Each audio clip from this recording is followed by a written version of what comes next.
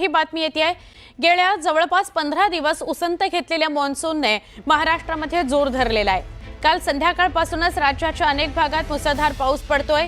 हवामान खात्याने संपूर्ण कोकण किनारपट्टीला सावधानतेचा इशारा दिला आहे।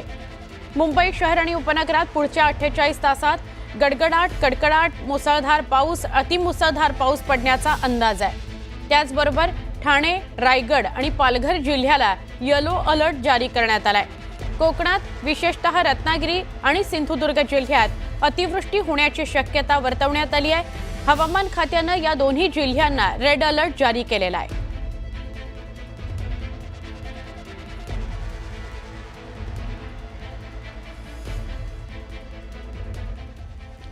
मुसळधार पावसामुळे रत्नागिरी जिल्ह्यातल्या प्रमुख राज्यमार्ग असलेल्या खेड दापोली या मार्गावर पाणी साचलं।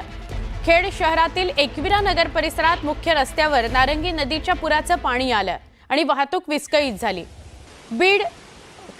खेड, दापोली आणि मंडणगड या 3 तालुक्यांचा संपर्क पुराच्या पाण्यामुळे तुटलेला आहे। या मार्गावर जाणाऱ्या एसटी बसेस तसंच सगळी वाहनं रात्रभर यामुळे अडकूनच पडली होती। मुसळधार पावसामुळे जनजीवन विस्कळीत झालेलं आहे।